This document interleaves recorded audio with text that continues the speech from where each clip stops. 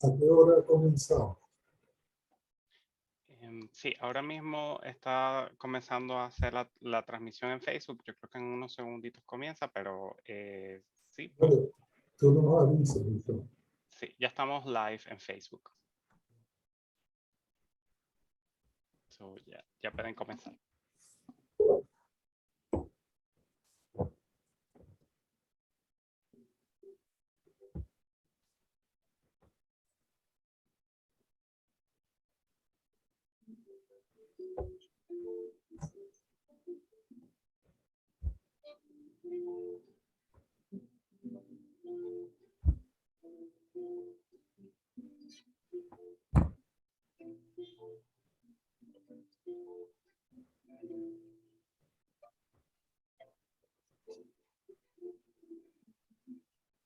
Sí, ya pueden comenzar.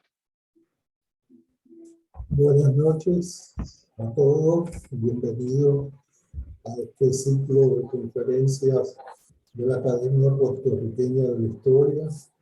Les habla Jorge Rodríguez Berruz, el director de la Academia.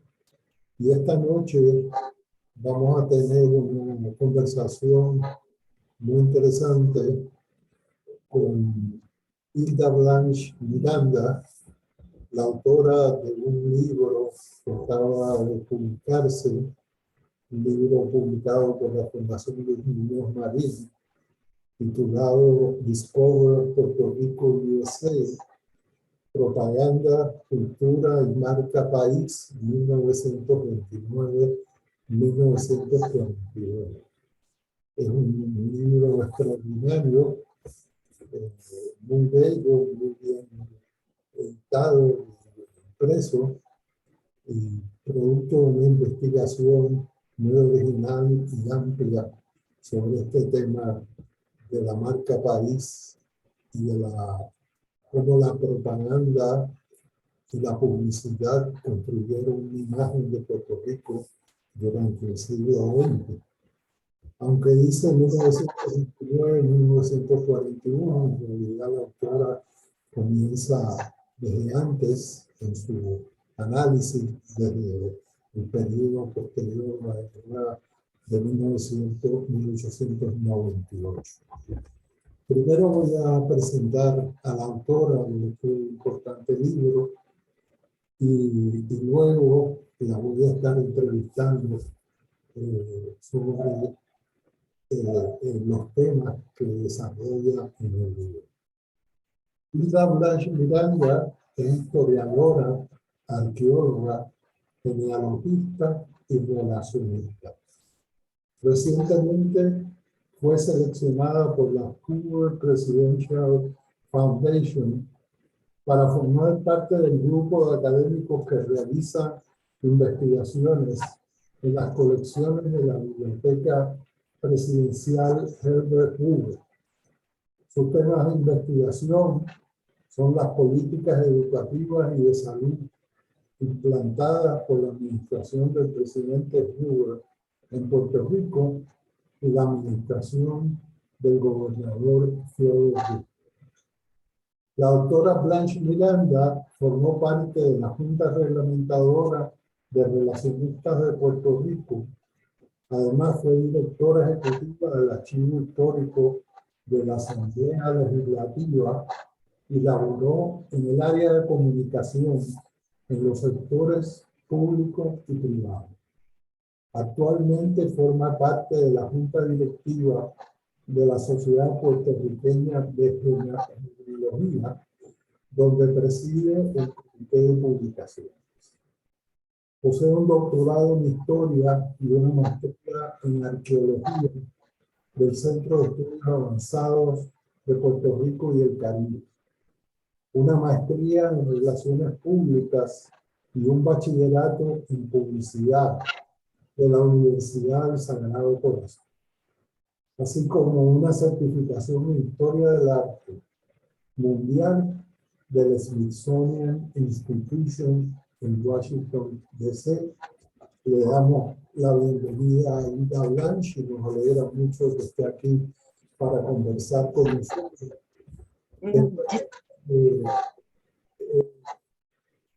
terminemos la entrevista y estemos conversando con ella, vamos a abrir para que los que están conectados puedan hacerle preguntas y participar en la discusión sobre este importante libro. Así que, Linda, si quieres decir algo ahora, perdón que te interrumpí.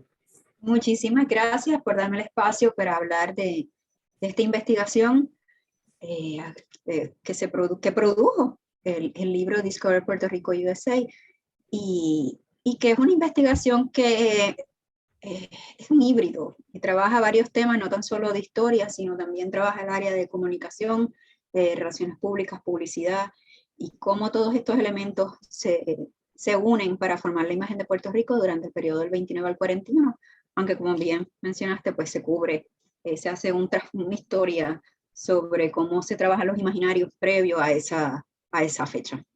Así que muchísimas gracias por la invitación. Pues, para comenzar, quisiera pedirte que nos explique cómo se inició esta investigación que llevó a ser la base de este libro de todo Puerto Rico USA. Desde pequeña yo estuve muy expuesta a los imaginarios generados por líneas aéreas para promocionar los destinos turísticos, ya que mi papá era agente de viaje y recibía constantemente los carteles publicitarios. Así que yo tuve esa primera exposición desde mis primeros años al concepto del mercadeo y los lugares ya pues, en las postrimerías de la década del 70 y principio del 80. Y pues eso definió mucho mis intereses en el área de la publicidad, las relaciones y el mercadeo de lugares turísticos. Y por supuesto, pues en el concepto de marca país. Ya posteriormente en Sagrado Corazón, pues tuve la oportunidad en el bachillerato de publicidad y posteriormente en la maestría en relaciones públicas, en ver y analizar pues campañas que en aquel momento pues ya se desarrollaban, como la de Chinese Star of the Caribbean, Discover the Continent de Puerto Rico. Puerto Rico lo hace mejor, que vino posteriormente, y otras campañas. Pero, sin embargo, pues fue en el 2009, ya trabajando la investigación para el doctorado, que recuerdo que estaba trabajando en la colección del expresidente cameral Ernesto Ramos Antonini, y por cosas de destino cae este informe de una agencia de relaciones públicas sobre una campaña para el gobierno de Puerto Rico. Lo que me pareció muy curioso de ser tan temprano, un informe de principios de los 60, de que hubiese una agencia de publicidad extranjera trabajando este concepto. Y ahí empiezo a cuestionar cuándo surge entonces esta estrategia, si se había trabajado siempre con agencias de publicidad.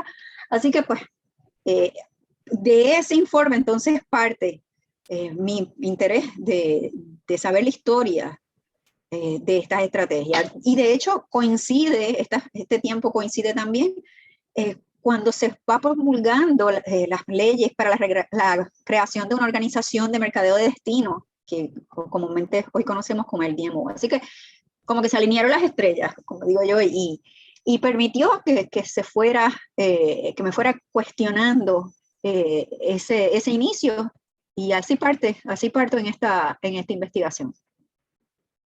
Tu trabajo tiene una amplia investigación de fuentes primarias y archivos, y usa diversas fuentes. ¿Cuáles fueron las fuentes principales que utilizaste para este libro?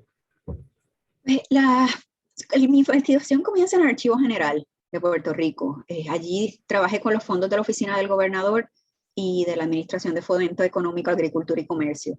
Esas fueron las grandes bases de la investigación. Sin embargo, pues debido al periodo de investigación en el que Puerto Rico respondía administrativamente al gobierno federal y los gobernadores eran designados por el presidente de Estados Unidos, esa documentación está trunca. Falta otra parte. Y hay una comunicación entre el gobierno federal y el gobierno de Puerto Rico que no está recogida en el Archivo General.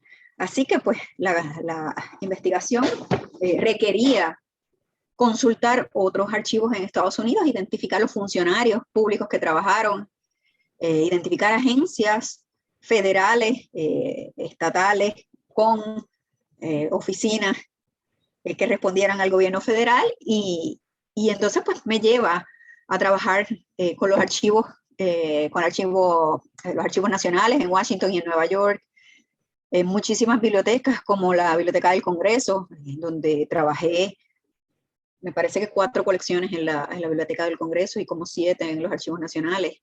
Las bibliotecas presidenciales de Franklin Delano Roosevelt y Harry S. Truman, la Biblioteca McConnell en Radford University en Virginia, la Falls University de Columbia, Falls Library de Columbia University, la Lively Library de Duke, wow, la Filson Historical Society en Kentucky, el proyecto de documentos de Eleanor Roosevelt en George Washington University, las colecciones especiales de George Washington University, la Biblioteca de la Ciudad de Nueva York, hasta, de hecho, consulté un archivo en Australia, que la documentación de la cinematográfica estaba en Australia, había correspondencia del gobernador Theodore Roosevelt en Australia. También en Briscoe Center de American History de la Universidad de Texas, donde tenían la colección del gobernador James Beverly, y varias otras, los centros de fotografía creativa, wow, y el Bancroft Library. Así que es una investigación amplia porque toda la información estaba bien dispersa. Las fuentes de este periodo previo al 48 y al 52, muchas de ellas están en Estados Unidos. Así que tuve la oportunidad de pues, mudarme en aquel momento. Así que tuve un acceso a las bibliotecas aquí que se me facilitó la investigación. Bueno, lo que tú has hecho es inevitable en el caso de los que trabajamos temas de Puerto Rico y Estados Unidos, porque no se pueden trabajar esos temas solamente con fuentes de Puerto Rico. Sí, el sí. tema militar, pues yo tuve que trabajar con varias instituciones en Estados Unidos, porque buena parte de la documentación está allá. Así que hiciste una buena búsqueda, ¿verdad? Gracias.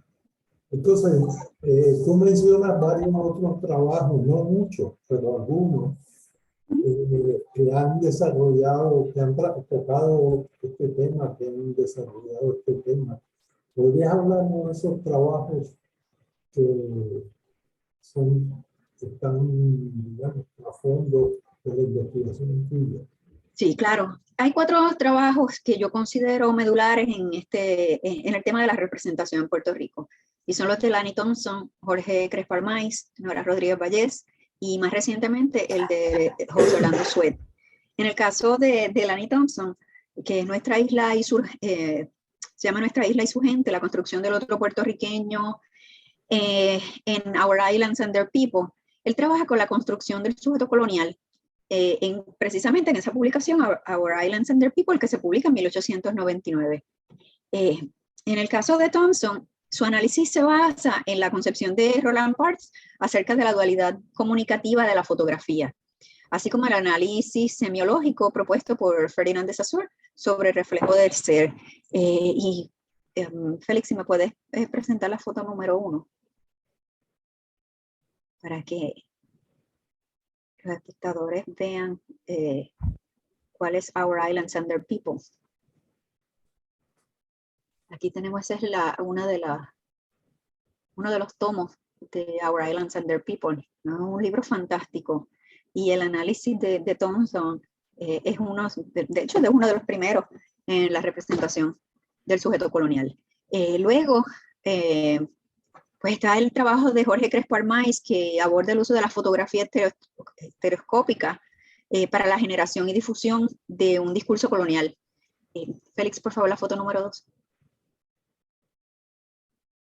Y la estereoscopía, él basa pues su investigación en este análisis sustenta que la difusión de imágenes específicas del sujeto colonial por parte del imperio con el fin de legitimar el proceso de comunicación colonial al que se le estaba sometiendo.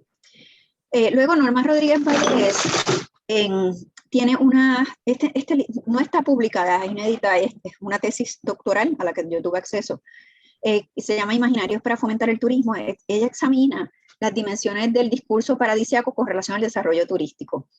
Y también los proyectos imperiales, el turismo imaginario, la cultura visual y los discursos contestatarios. Finalmente, José Orlando Suet, él trabaja el tema de la utilización del cine y la propaganda como herramientas de relaciones públicas del gobierno de Puerto Rico a partir de las postrimerías de la década del 40. A mí me fascina el tema de la representación, y creo que esos cuatro productos, esas 4 obras son medulares para las personas que le interesa. En mi caso, mi libro se distingue pues, de estos estudios. Los analizos se basan tienen muchos temas afines, pero en mi caso, el mío, pues, yo centro mi libro en la investigación de la construcción de la imagen de Puerto Rico como producto de las estrategias de relaciones públicas y de publicidad utilizadas por el gobierno. Así que yo exploro otro aspecto que es el discurso publicitario y cómo ese discurso publicitario se crea.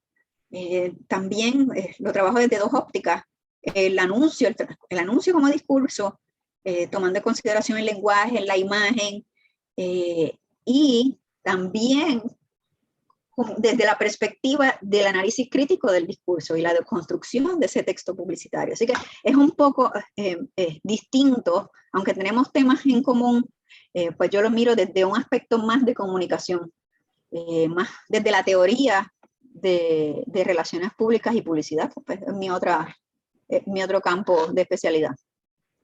Muy bien. Y tú utilizas también fuentes que son de análisis sobre otras situaciones coloniales, ¿verdad? Y otros países, de cómo se fue construyendo esa imagen en otros casos, ¿verdad? ¿Podrías hablar un poquito de ese ángulo de la literatura? La producción de este tema en los últimos años, después que yo terminé mi tesis doctoral, ha sido cuantiosa, pero para mi investigación yo exploro varios proyectos, por ejemplo el de Mark Rice de Colonial Photography Across Islands and Empires, que le hace un estudio en torno al uso de la fotografía en la formación de la opinión pública, en el caso de la implementación de las doctrinas imperiales en Filipinas y en Puerto Rico. Así que me parece que aunque sí trabaja, o sea, es internacional trabajo, pero también hace esa comparación con Puerto Rico, que para mí eran bien interesantes desde la perspectiva de la representación de los sujetos coloniales y de las doctrinas imperiales. También Dennis Merrill, que trabaja un libro fantástico que se llama Negotiating Paradise, Turismo y Tourism and Empire in the 20th Century Latin America. Y él analiza la estrategia de promoción turística como métodos de negociación política en México, Cuba y Puerto Rico entre 1920 y 1970. Así que abre una puerta a otra área que muchas veces nosotros no miramos, que es el caso de Latinoamérica. Otro estudio que me llamó mucho la atención, hay 2 más, uno de Victoria de Gracia, que ella trabaja la publicidad y la promoción por parte de Estados Unidos para ejercer poder de atracción en la difusión de las ideas del imperio norteamericano. Y el de Patricia Johnson, que se llama Advertising Paradise, y es que es un estudio sobre Hawái, y es la estrategia de publicidad como estrategia colonial, centrándose en el caso de Hawái. Así que en el tema de la construcción de la imagen de distintos países, de los imaginarios, me parece a mí que estos son estudios fantásticos que nos abren la puerta porque hasta cierto punto están bien relacionados, no tan solo en el periodo, sino en el caso particular colonial de Puerto Rico. Así que esos han sido los más importantes. Muy bien. Y ¿Cómo fue cambiando la imagen de la publicidad, de que construía la publicidad sobre Puerto Rico a través de este periodo que tú analizas? Por lo menos darnos una idea de grandes rasgos para después poder profundizar un poco más. Yo comienzo el Centro de Investigación en 1929, porque es la fecha donde el gobernador Theodore Roosevelt trae ideas más relacionadas con lo que conocemos hoy como relaciones públicas y publicidad.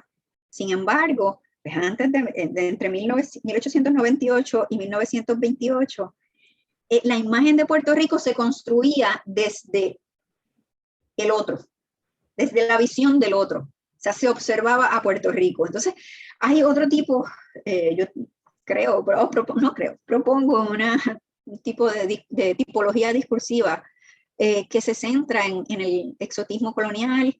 Ahí está cuando Puerto Rico se representa las nuevas colonias, desde una visión geopolítica y socioeconómica. Luego, en este aspecto se destaca una imagen idílica de la isla y se analiza el sujeto como tal. Luego va cambiando y se incluye el discurso científico naturalista. Ya entonces Puerto Rico se representa como un centro de investigación científica. Las fotografías son más relacionadas precisamente a ese entorno científico. Y tengo una fotografía. Félix, por favor, foto número 4. Precisamente esto es una fotografía de un informe de la Comisión de Anemia. No, esa. Entonces, allá ya vemos que se está presentando un progreso, como Puerto Rico es un centro de estudio donde pues, tiene unas posibilidades para Estados Unidos más allá de lo que es la cuestión turística y desarrollo de un nuevo territorio. Y posteriormente, pues el sujeto producto del imperialismo bienhechor, que ya esto se desarrolla después de la Primera Guerra Mundial, y bueno, pues se establece pues los contrastes de los efectos positivos que tiene en el territorio la intervención estadounidense. También, pues, la Primera Guerra Mundial precisamente influye porque en Estados Unidos se dan las primeras estrategias de propaganda y técnicas de publicity que dieron el paso a la revolución de las comunicaciones. Precisamente para esa guerra se desarrollan grandes campañas y se crea lo que es el Comité de Información Pública, donde es un andamiaje para promover a Estados Unidos. Así que cuando ya llega Theodore Roosevelt y James Beverly, pues ellos vienen con otras herramientas. Theodore, en el caso de Theodore Roosevelt, él trabaja con los editoriales, trabaja, pues al ser, él venía de ser un candidato del Partido Republicano, también era hijo de un presidente, así que tenía un alcance distinto, un dominio de los medios de comunicación distinto. Y pudo hacer, y tengo una foto sobre una campaña que él hizo en los medios. Félix, por favor, la 6, la foto número 6. Este es, por ejemplo, un artículo que él publicó y pues ya él empieza a invitar a los periodistas a que cubran a Puerto Rico. Obviamente su campaña fue distinta y podemos hablar un poco más adelante sobre esto, porque su campaña se centra en llamar la atención de Estados Unidos hacia Puerto Rico y los problemas de Puerto Rico, a fin de conseguir pues unos recursos económicos que Puerto Rico estaba siendo olvidado por Estados Unidos. Así que crea una campaña que tiene unas repercusiones un tanto negativas, pero sí levanta y posiciona a Puerto Rico dentro del entorno de la política estadounidense. Y además de eso, desarrolla el turismo, comienza a hacer las primeras estrategias de desarrollo del turismo, trayendo precisamente turistas a la fortaleza y a y comienza a ver un potencial precisamente en el turismo y en el enlace de Puerto Rico con Latinoamérica. Esos son los grandes pilares de su campaña, o por lo menos de las primeras estrategias, porque no se da hasta mediados del 35, desde la década del 30, unas campañas orquestadas, pero él, pues sí, tiene las primeras ideas de establecer o desarrollar unas campañas para Puerto Rico. Al leer el libro, pues me quedé con una pregunta, ¿verdad? ¿En qué medida esta campaña y esta imagen estaba dirigida hacia el exterior y hacia Estados Unidos? ¿Y en qué medida también era consumida por la propia población de Puerto Rico y se convertía en un factor para que la población construyera una particular identidad que estaba intervenida, aunque las personas no lo supieran? Exacto. Por ejemplo, la referencia popular que hay a la Isla del Encanto es un lema de una campaña publicitaria y la gente lo usa como algo que define a Puerto Rico. No sé si puedes responder un poquito a eso. Sí. En la campaña que es Discover Puerto Rico USA, que es la que realmente analizo a profundidad, es la campaña que desarrolla el gobernador Winship a partir de 1938. Y es una campaña bien interesante porque cuando se contrata a las agencias, se contrata una agencia de publicidad y una de relaciones públicas. Y las campañas había una campaña para públicos externos y había una campaña para lo que nosotros llamamos en relaciones públicas, públicos internos. El puertorriqueño, o sea, había que convencer al puertorriqueño de la importancia del turismo para la economía de Puerto Rico. Y no tan solo de la importancia del turismo, sino de unas ideas particulares del gobierno, tanto insular como federal. Así que se desarrolla una campaña donde se participaba en ferias agrícolas, se estableció una oficina de turismo, y la oficina de turismo era como este centro donde se controlaba se controlaba el mensaje que se iban a dar. La agencia de publicidad y la agencia de relaciones públicas le respondían a la oficina de turismo, y a su vez la oficina de turismo también tenía su andamiaje para promover dentro de Puerto Rico la importancia de la imagen de Puerto Rico, la importancia del turismo, la importancia de la salubridad, desarrollar campañas de limpieza, y convencer de que había unos proyectos importantes que había que hacer. Así que sí se desarrolla en ambos sectores. De hecho, hay unos anuncios que yo presento en el libro donde se les dirige a los públicos internos, o sea, al puertorriqueño, para decirle que pues, esto se estaba desarrollando. Y se hacen muchísimos artículos también de relaciones públicas tratando de convencer y vender el beneficio de las campañas y del turismo particularmente, y de la inversión publicitaria, porque hasta ese momento no había una inversión publicitaria fija. O sea, esto es algo revolucionario, de crear un fondo de publicidad, y se crea en el 38 para financiar precisamente estas campañas. Así que había de alguna manera, porque esto también hay una cuestión de votos, o sea, hay una cuestión política detrás de esto. Y así pues sí se hace una estrategia interna también. Entonces, en el libro tú destacas mucho la importancia de la fotografía, la construcción de una imagen, ¿verdad?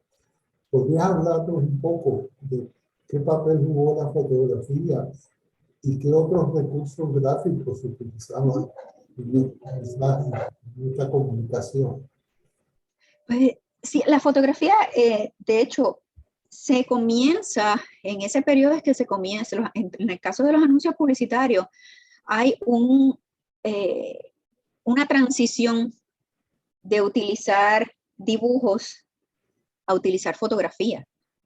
Así que hay la fotografía se masifica, comienza a llegar a las masas, el acceso se amplía, hizo que la mayor cantidad de público tuviera acceso y que los fotógrafos se desplazaran a diversos lugares y documentaran, por ejemplo, la expansión norteamericana hacia el oeste, los turistas,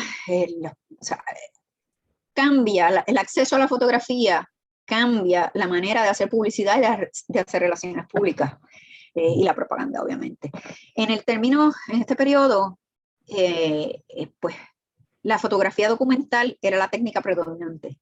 Así que se utiliza pues, lo que es la elección del fotógrafo. Ya tenemos una manera de construir un mensaje en particular. En los materiales publicitarios de la época, de las campañas, no tan solo se utiliza la fotografía, sino se utilizan los grabados y las litografías.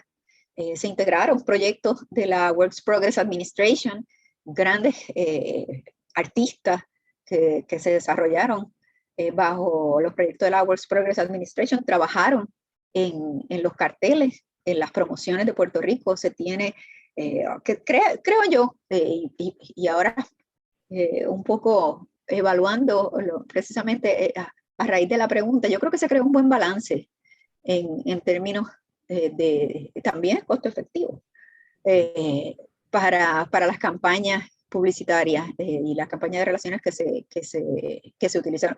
Sí, la campaña, y sobre todo la campaña de relaciones públicas, la fotografía fue mucho más importante, porque, por ejemplo, tenemos fotografías de grandes artistas promocionando a Puerto Rico, como Rita Hayworth, tenemos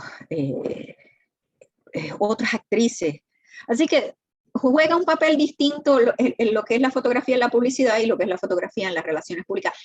Cuando en el caso de las relaciones públicas se maximiza muchísimo más que las mismas anuncios publicitarios.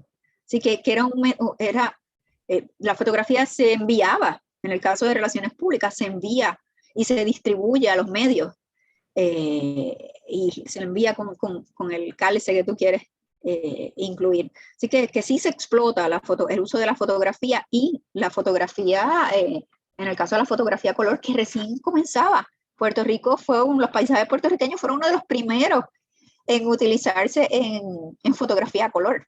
Así que sí se hizo un gran uso de la fotografía. Destacaste la importancia de Teodoro Roosevelt Jr., ¿verdad? Como alguien que cambió el enfoque de esta publicidad de Puerto Rico. ¿Cuáles fueron los actores más importantes? ¿Dependió de los gobernadores o habían unas oficinas que tenían una cierta autonomía para desarrollar estas campañas? ¿Cómo tú dirías que son los agentes públicos? Y tú también mencionas agentes privados, asociaciones y empresas que jugaban un papel. ¿Podrías explicarnos un poco esto de quiénes fueron los que llevaban a cabo estas iniciativas? Como mencioné anteriormente, en el caso de Theodore Roosevelt, él comienza a hacer estas estrategias para atraer turistas, para llevarlos a la fortaleza, para crear, para dirigir la opinión pública a través de sus escritos. Pero también él crea el Departamento de Agricultura y Comercio con una oficina de publicidad interna para trabajar precisamente estos aspectos. También se desarrolla lo que yo considero que es una de las primeras alianzas público-privadas, que es la Puerto Rico Service Inc., donde el gobierno era con paridad de fondos. El gobierno, esta empresa, que estaba constituida por representantes de las principales firmas de turismo y comercio en Estados Unidos, en Puerto Rico, y ellos son los que se encargan primero de levantar también ellos pagan parte de los gastos y el gobierno financia el resto, pero ellos se encargan de hacer promociones, se encargaban del turismo, de hacer las primeras participaciones en las ferias internacionales se dan coordinadas bajo esta estructura de la Puerto Rico Service. Enviaban comunicados. O sea, se crea una buena sinergia entre el gobierno y la empresa privada precisamente para promover a Puerto Rico y los productos puertorriqueños. No tan solo era el turismo, sino era importante también los productos puertorriqueños y la cuestión del transporte. La Puerto Rico Line tuvo gran participación en esta gesta. Así que sí, se da, bajo Theodore comienza a engranarse lo que posteriormente viene a trabajar a favor de la imagen de Puerto Rico. Pero sí se da, es él, y yo lo considero que es el que primero ve esa necesidad y crea un espacio precisamente para eso. Luego Beverly, en el caso de James Beverly, que es el que lo sigue a él, él perpetúa esta visión de Theodore Roosevelt. Y los otros gobernadores que siguen, Gord venía precisamente del área del turismo y tenía una experiencia ya en Miami. Así que también viene, aunque estuvo bien pocos meses, pero sí trae ese interés de desarrollar el turismo para Puerto Rico y desarrollar un imaginario. Y se entendía, y no tan solo se entendía que era necesario, o sea, no era atraer turismo, sino tener la infraestructura necesaria para poder explotar el turismo y como parte de la economía. Mencionaste la Primera Guerra Mundial. Yo creo que ese es uno de los capítulos más interesantes.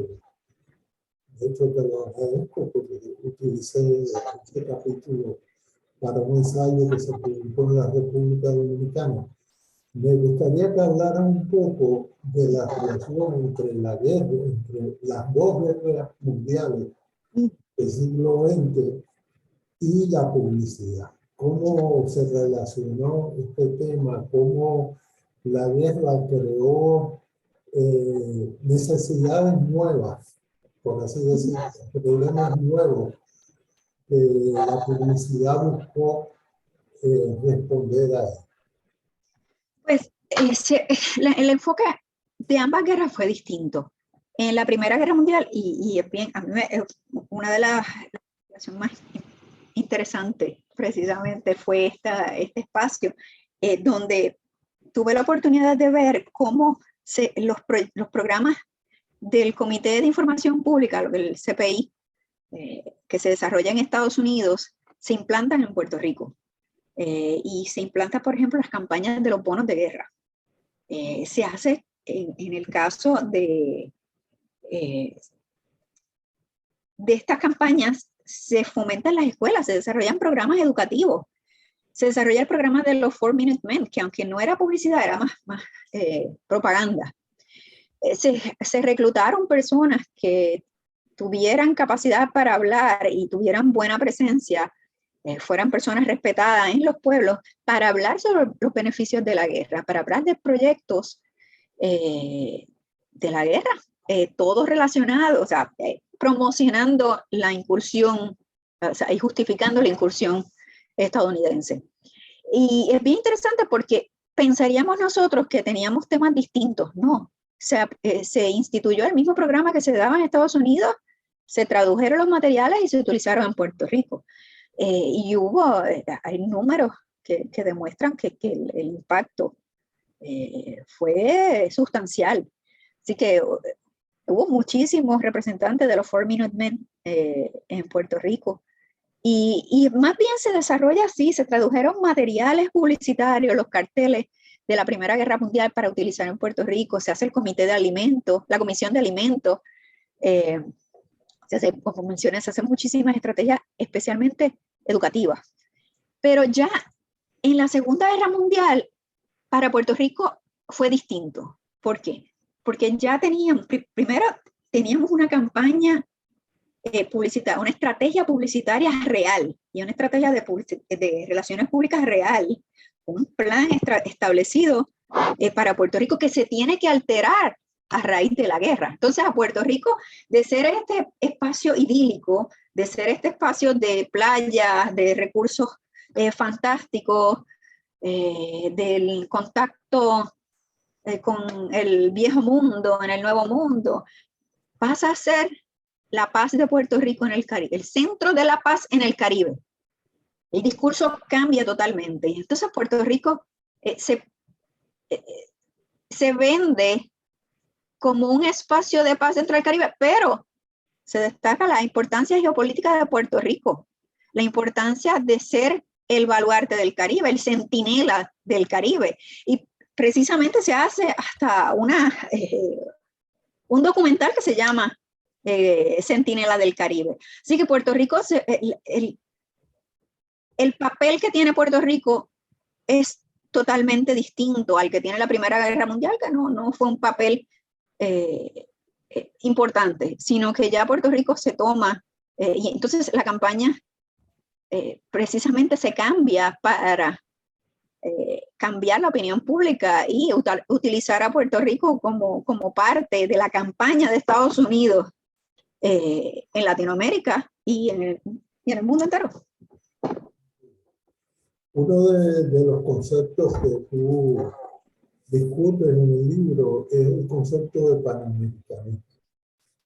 Esa idea de una relación armónica entre Estados Unidos y América Latina, en la cual Puerto Rico se le asigna un papel importante, ¿verdad? Como punto de encuentro cultural entre ambas Américas.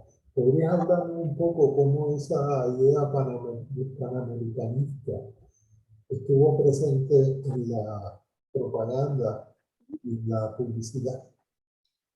El que incursiona, por lo menos el tema bajo mi investigación, el primero que trae este tema del panamericanismo es precisamente Theodore Roosevelt, porque él miraba a Puerto Rico precisamente desde una óptica distinta de las relaciones con Latinoamérica.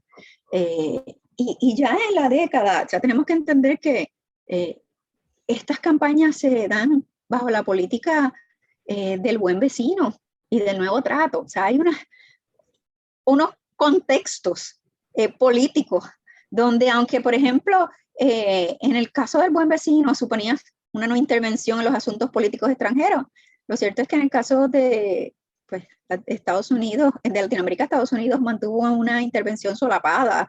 Así que había que establecer un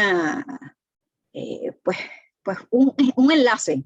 Y Puerto Rico, desde el punto de vista geopolítico, era perfecto para precisamente sacarle partido, para sacarle partido al aspecto geopolítico de Puerto Rico para promocionar no tan solo a Puerto Rico, sino la política de Estados Unidos. Y precisamente desde el punto de vista geopolítico, pues Puerto Rico era importante para mantener la paz en la cuenca caribeña. O sea, que era necesario no tan solo mantener el control en el aspecto político, sino impedir el incremento de sentimientos antiestadounidenses por medio del desarrollo económico y la implantación de políticas de control y ley, y obviamente a través de la manipulación de la opinión pública. En el caso,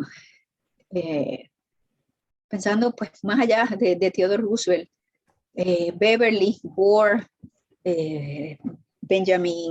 Jason Horton y posteriormente Blanton Winship también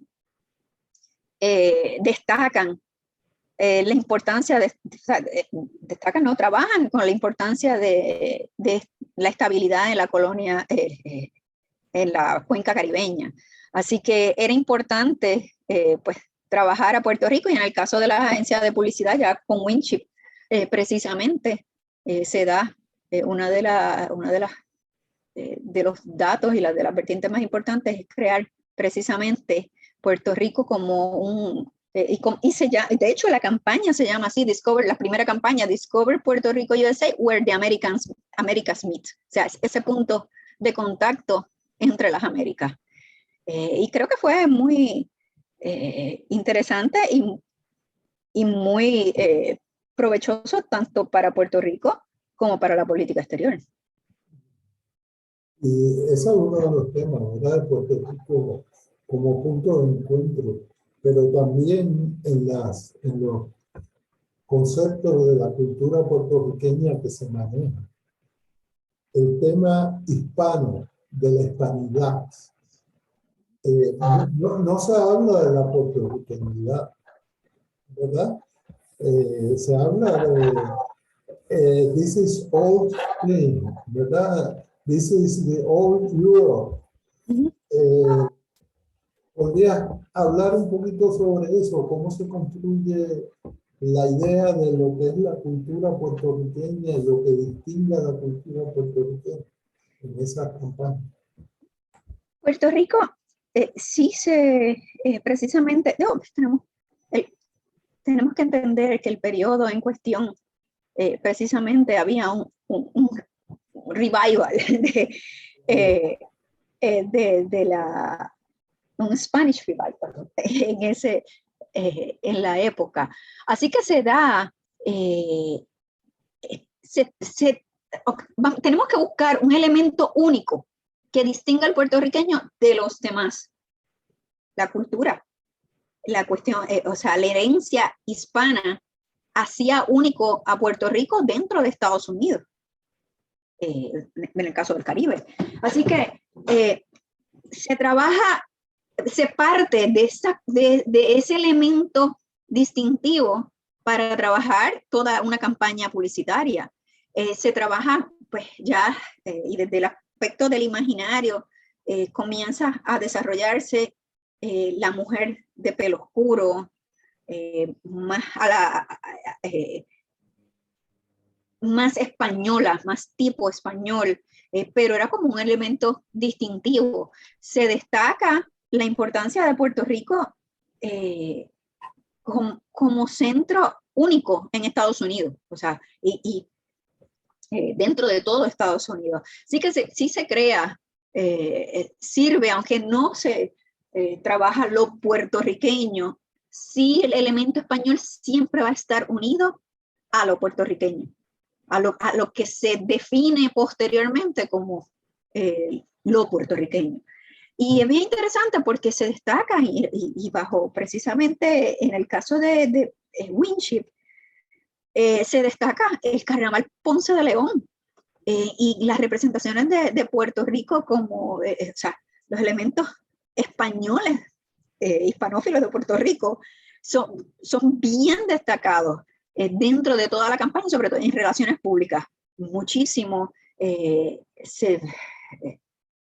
las carrozas, todos esos elementos, sí, la representación de Puerto Rico, del Puerto Rico español, siempre está presente. O sea, no hay una intención de representar algo distinto, sino mantiene la característica puertorriqueña, pero claro, es parte de Estados Unidos. O sea, es importante ese enlace, Puerto Rico y USA, es importante mantener siempre, aun cuando son distintos, son parte de Estados Unidos, o sea, no se equivoquen, son parte de Estados Unidos y esto es una extensión de Estados Unidos. Así que sí se da.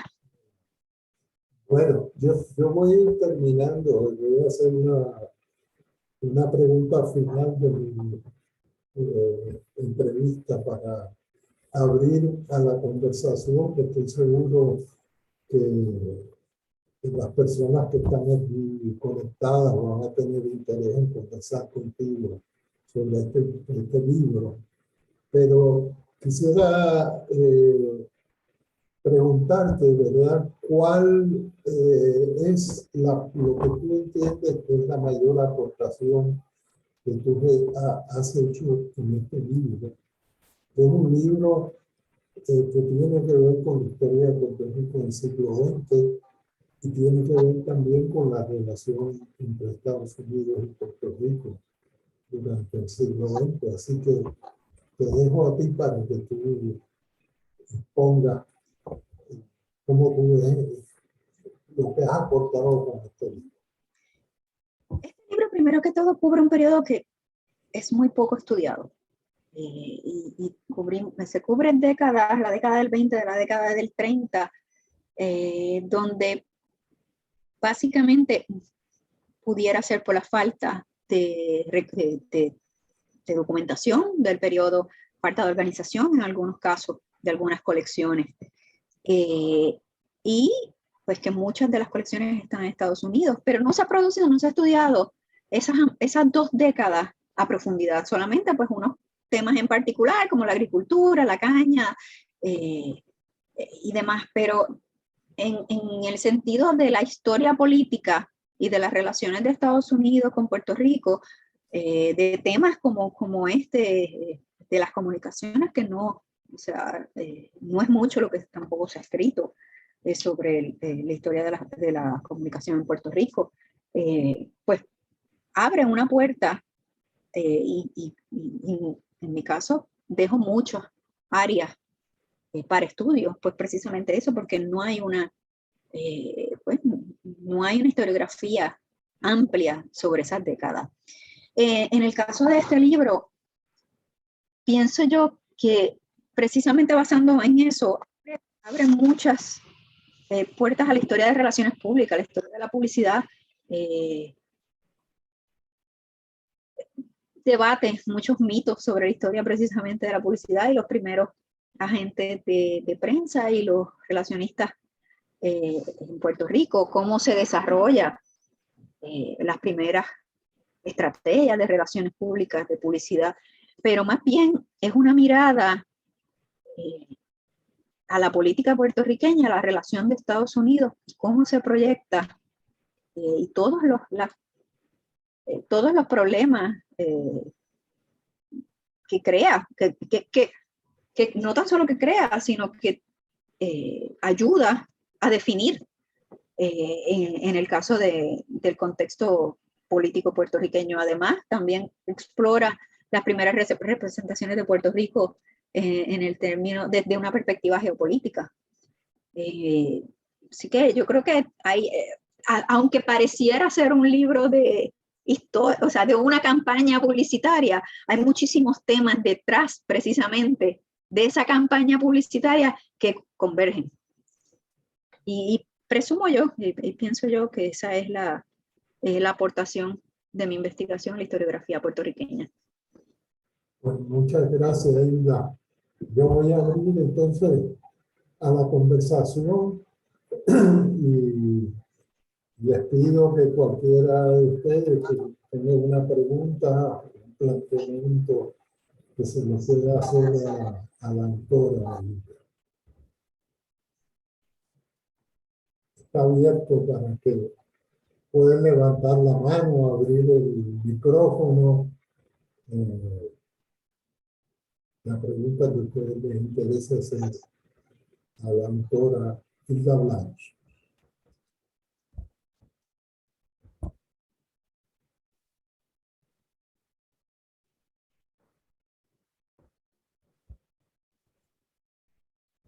¿No tienen preguntas?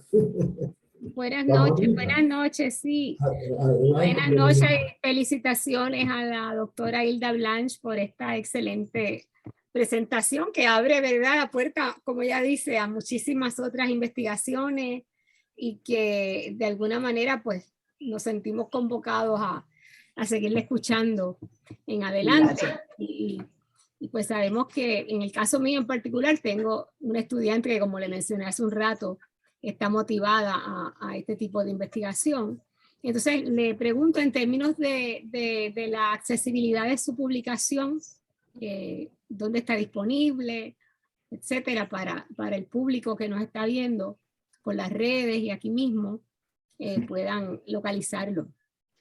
El libro está disponible en la Fundación Luis Muñoz Marín y me parece que también en la librería Norberto González, pero principalmente en la Fundación Luis Muñoz Marín es la que auspició el libro, y en la tienda tanto físicamente en la fundación como en la tienda online, que pueden obtenerlo. Perfecto. Mencionó una serie de fuentes documentales en los Estados Unidos. De esas fuentes que ha trabajado, ¿cuál usted entiende que es la que particularmente ha tenido mayor utilidad para su tema? Wow. Me pareció bien interesante. Obviamente la de Theodore Roosevelt es una de las fuentes más importantes que trabajo mucha de la fotografía. En el caso de Roosevelt, mantuvo un buen archivo fotográfico, una colección muy organizada y da muchos insights de la política puertorriqueña. También la correspondencia de él con Beverly, que está en la universidad, en la colección de Beverly en la Universidad de Texas, es fantástica, porque entre ambas colecciones puedes ver, está la carta de inicio y la carta de respuesta. Entonces ya tú puedes crear una fotografía, una imagen de lo que estaba sucediendo más completa. También la de auxilio de emergencia, la de la PRERA y la de la PRA en National Archives en College Park, es impresionante. O sea, y estamos hablando de casi 11,000 cajas de documentos. Y es una, bueno, obviamente yo vi solamente parte de lo correspondiente a Puerto Rico, pero creo que es una de las colecciones que no ha sido utilizada por muchos investigadores, y es una de las colecciones que yo creo que tienen gran potencial para desarrollar otros proyectos de investigación en Puerto Rico. Creo que esas en particular, obviamente la del Departamento de Guerra y de Asuntos Insulares. Asuntos Insulares es medular, pues precisamente para Puerto Rico, pues porque Puerto Rico administrativamente se reportaba a asuntos insulares. Así que yo creo que principalmente esas colecciones son de gran utilidad no tan solo para mi trabajo, sino para otras investigaciones, pues por la cantidad de información sobre Puerto Rico que tienen. La colección discúlpame, añado también la colección del gobernador Winship, que está en un archivo personal, se le donó a una persona en particular, pero es una colección donde, por ejemplo, en mi caso, pude acceder a todos los comunicados de prensa y discursos del gobernador Winship con respecto a, pues, en el área mía, que es la de turismo.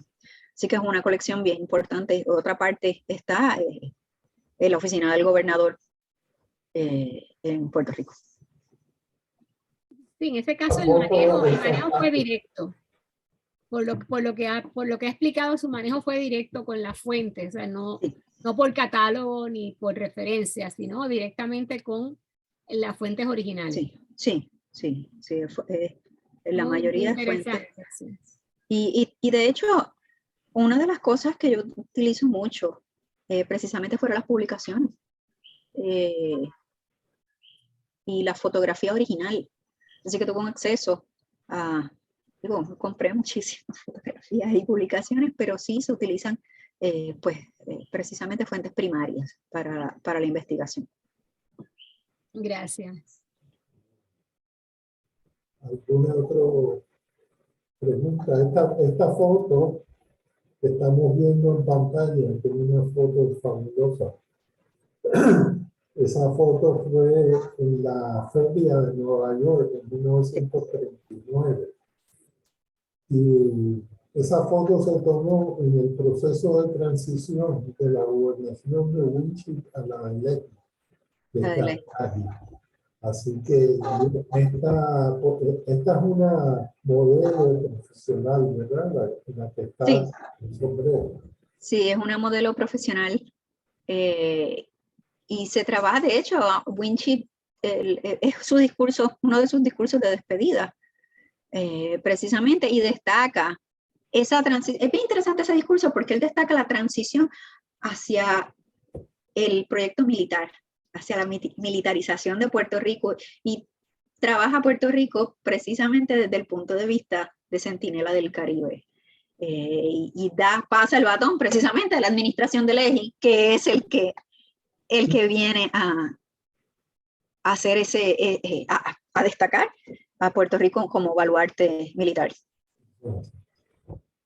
Bueno, ¿alguna otra pregunta o algún otro planteamiento?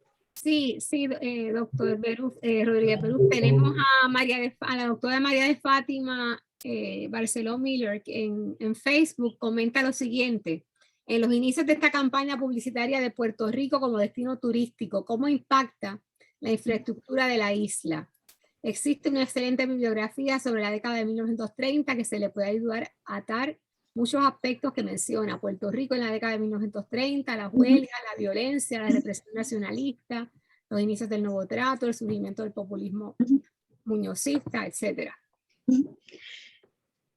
De hecho, la infraestructura formó parte.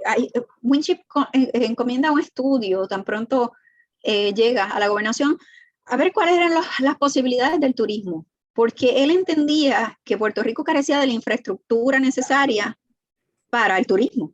Y precisamente el estudio, una de las cosas que sí, precisamente dice que sí, que necesitaba el desarrollo de hoteles.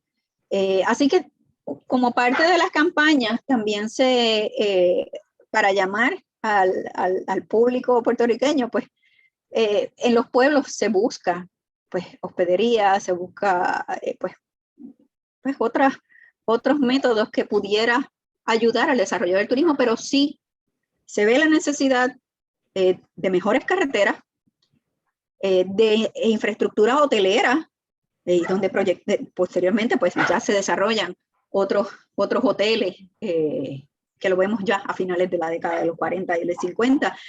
Así que sí se da precisamente, o sea, se ve esa necesidad. Se necesitaba calar la bahía de San Juan. Así que había que ampliar la profundidad para que llegaran los barcos de gran calado. Así que sí se comienzan unos proyectos y se impulsan muchos otros, como el Dry Dock también, que se da. El desarrollo de parques y de embellecer la ciudad y buscar ese atractivo, limpiar las áreas, acabar con unas áreas que no... y también saber lo de los arrabales también. Y en el caso y me alegro que mencione lo de las huelgas, la violencia, la represión nacionalista, precisamente la campaña publicitaria trata de manejar ese aspecto. Y hay una fotografía que tiene el libro donde a pocos minutos de habérsele hecho el ataque a Winship, aparecen izando la bandera de Estados Unidos en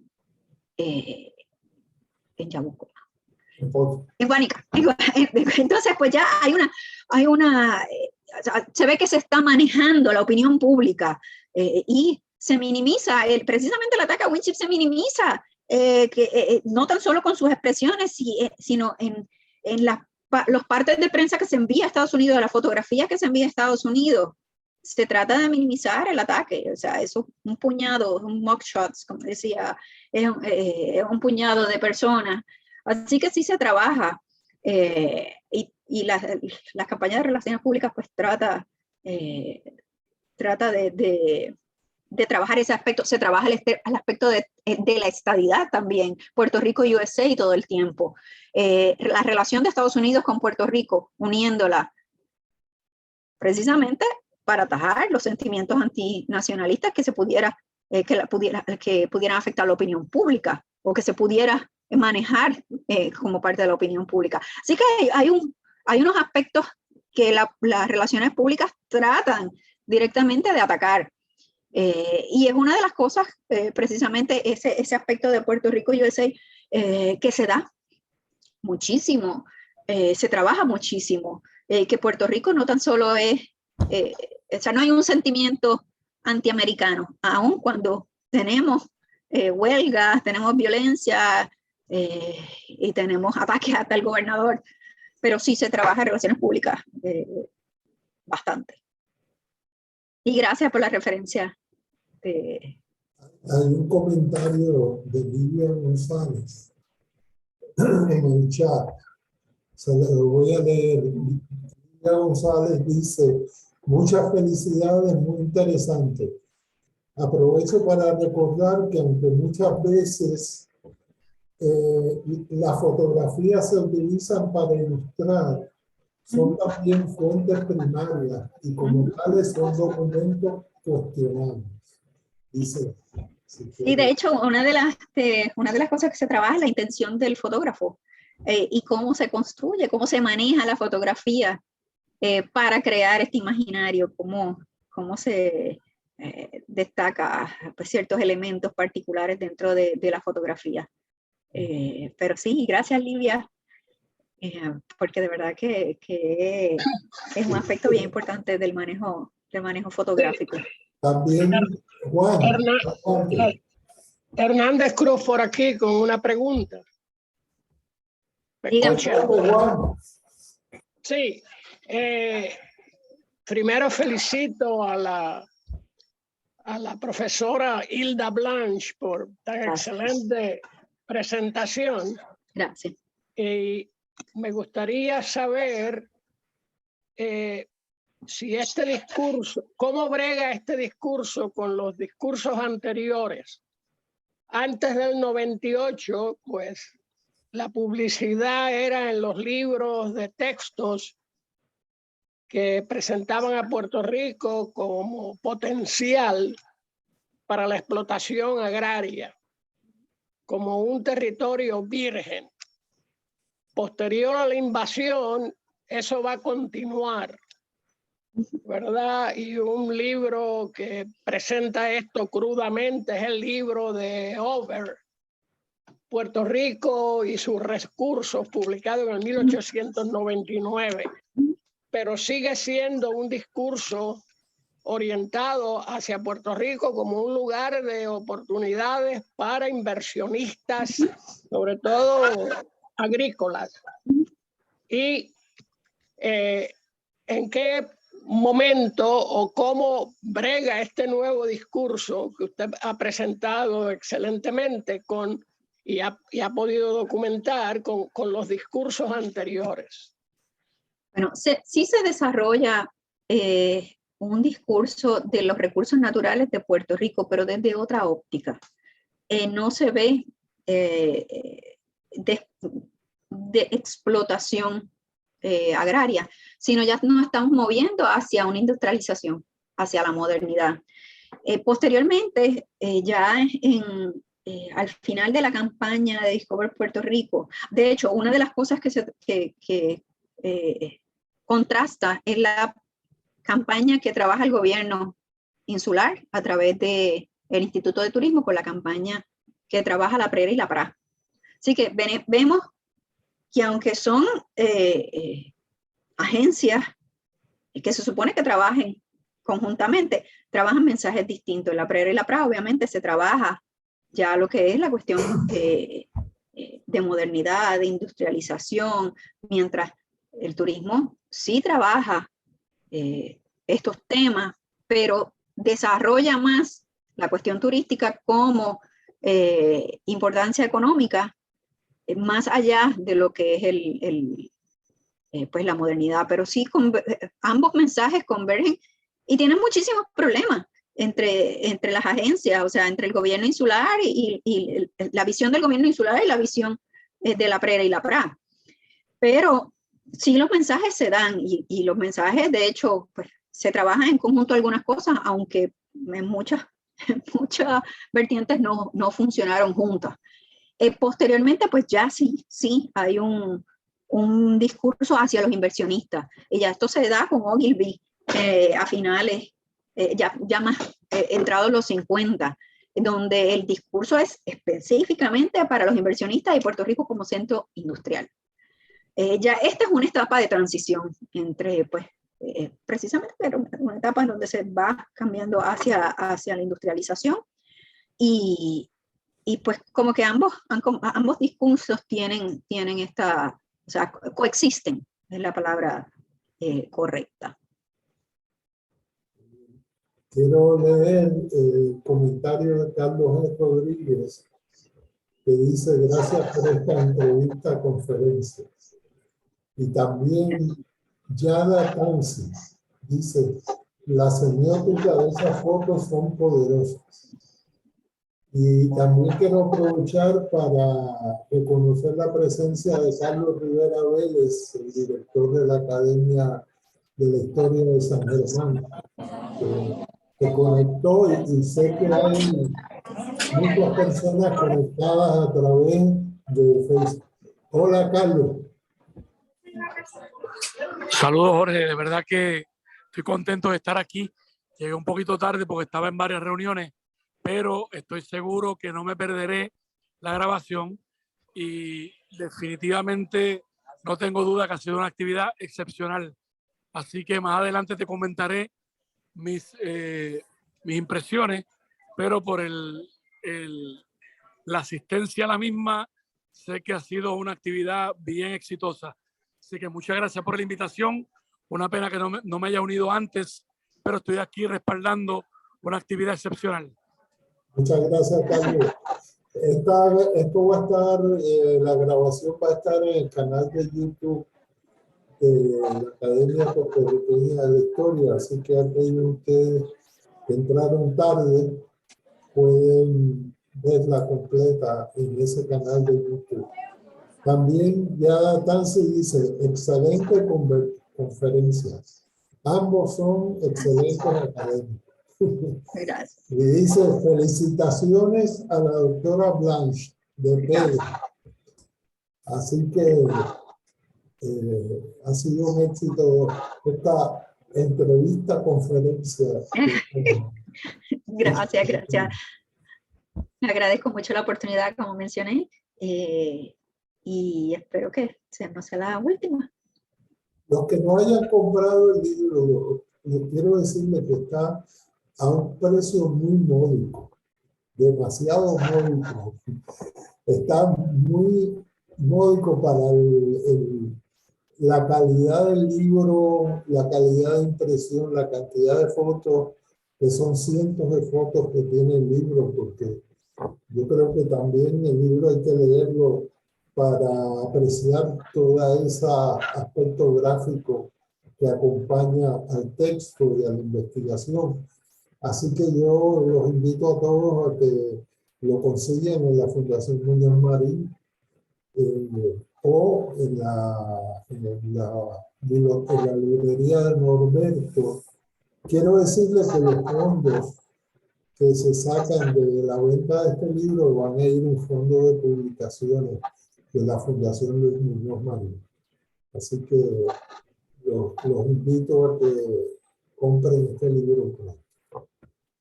Si hay alguna otra pregunta, con mucho gusto le doy paso. Si no hay preguntas, pues yo creo que lo que queda es darle las gracias a Hilda Blanche y dejarle la palabra por si quiere hacer algunos comentarios finales. Muchísimas gracias.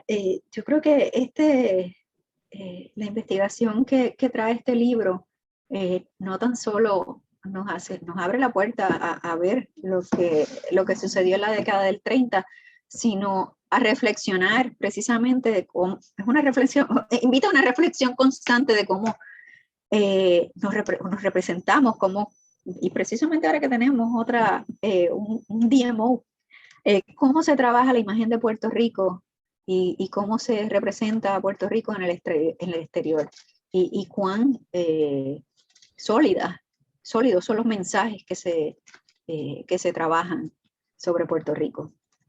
Con eso los dejo.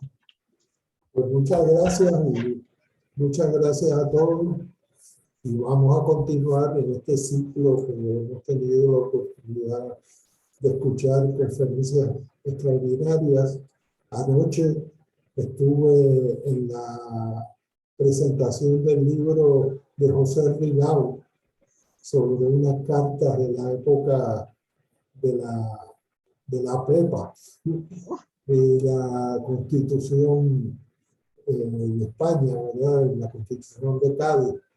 Fue sumamente interesante y esto fue auspiciado por la Academia de San Germán, que los felicitamos por esa iniciativa. Y vamos a continuar una vez al mes ofreciendo este ciclo de conferencias. Así que gracias por haber estado con nosotros y los invitamos cordialmente a que continúen participando de este ciclo de conferencias virtuales de la Academia Puertorriqueña de la Historia. Muchas gracias y gracias. Muchas gracias.